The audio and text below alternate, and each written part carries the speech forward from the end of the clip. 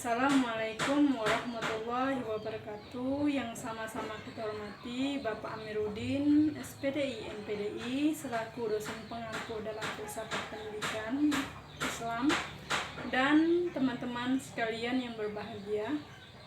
Baiklah, saya Musdalifah dari Prodi 4 PAIB 2 ingin memaparkan beberapa hal mengenai hakikat pendidik dalam perspektif Islam. Yang pertama, pengertian pendidik dalam perspektif Islam. Dalam konteksnya, pendidik disebut sebagai al-muallim, al-murabbi, dan al-muaddib. Pendidik dalam perspektif Islam adalah orang yang bertanggung jawab untuk menyempurnakan akhlak peserta didik, baik secara efektif, kognitif, dan psikomotoriknya, agar mereka mampu mengembangkan wawasan ilmu pengetahuan yang diajarkan oleh pendidiknya. Arti lain dari pendidik dalam perspektif Islam yaitu orang dewasa yang memberikan pertolongan terhadap anak didik, baik secara jasmani maupun rohaninya, agar mereka bisa berpikir dewasa dan mampu berdiri sendiri, baik itu di tengah masyarakat maupun untuk dirinya sendiri, karena kita sebagai makhluk sosial harus bisa bersosialisasi dengan lingkungan sekitar, baik itu secara individu maupun secara kelompok. Sebab kita mempunyai tugas sebagai, yang pertama itu sebagai hamba Allah, yang kedua itu sebagai khalifah, serta kita sebagai makhluk sosial dan juga sebagai makhluk individu yang harus bisa berdiri sendiri di lingkungan sekitar kita. Dan menurut teori Barat, orang yang pertama kali dan harus bertanggung jawab terhadap anaknya atau peserta didik yaitu orang tuanya sendiri, seperti ayah dan ibunya. Sudah itu karena di lingkungan keluarga lah anak didik atau anak-anaknya mempunyai kesempatan untuk belajar dari hal-hal kecil seperti mengenal benda, mengenal bau, dan mengenal hal-hal baru yang ingin dia ketahui. Dan lingkungan sekolah ataupun di lingkungan masyarakat, anak didik atau anak-anak bisa belajar sosialisasi. Kalau di lingkungan masyarakat, anak-anak kan bisa bersosialisasi dengan teman-temannya, bercengkrama dengan teman-temannya mengenai hal-hal baru seperti permainan, pelajaran.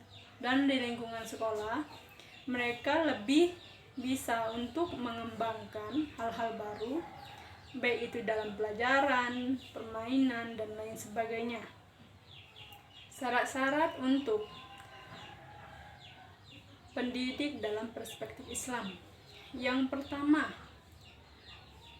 harus kita sebagai muslim dan muslimah. Yang kedua, kita harus mempunyai akhlakul karimah. Yang ketiga, berkompeten terhadap materi dan metode. Yang keempat, kita peduli terhadap lingkungan dan masyarakat dan mempunyai sikap yang baik terhadap segala hal dan berijtihad. Selanjutnya, tugas dan tanggung jawab pendidik dalam perspektif Islam. Yang pertama itu harus mempunyai rasa kasih sayang terhadap murid atau peserta didik, dan menganggap mereka sebagai anak kita sendiri, supaya mereka bisa merasakan kenyamanan dan keamanan pada saat belajar. Dan kita juga menganggap mereka sebagai anak kita sendiri. Tidak menginginkan upah atau ucapan terima kasih, karena kita sebagai guru mengajarkan ilmu pengetahuan hanya untuk mendapatkan keridhaan Allah Subhanahu wa taala, dan harus mempunyai keinginan tinggi untuk mendekatkan diri lagi kepada Allah. Berikutnya kita memberikan nasihat kepada peserta didik, dan pada saat kita memberikan nasihat itu, kita memberikan hal-hal yang baik dan bisa memotivasi mereka untuk lebih maju dan bisa mengembangkan ilmu pengetahuan yang kita ajarkan,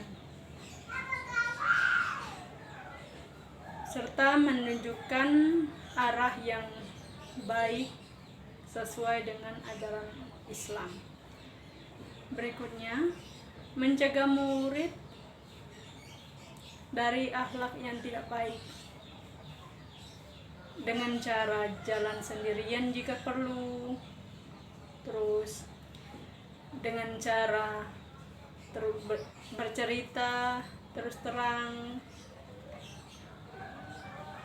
dan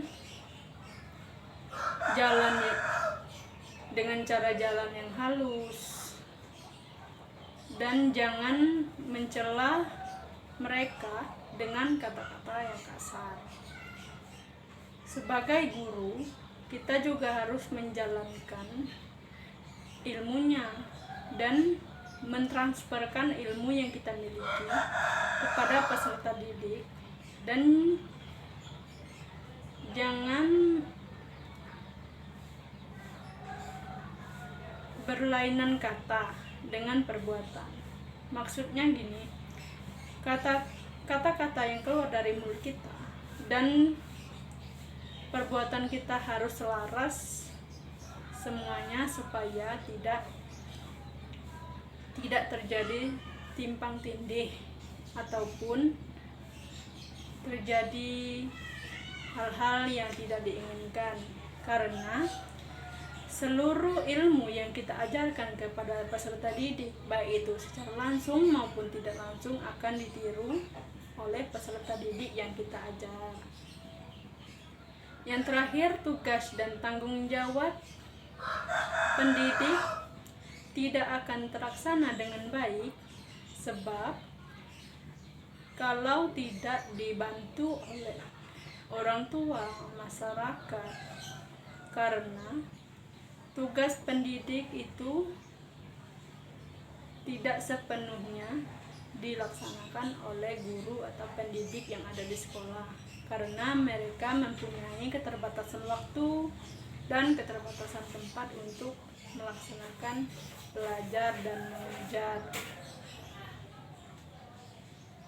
Baiklah, mungkin hanya itu yang dapat saya sampaikan. Kurang dan lebih saya mohon maaf. Saya akhiri. Wallahul muwaffiq ila aqwamit thoriq. Wassalamualaikum warahmatullahi wabarakatuh.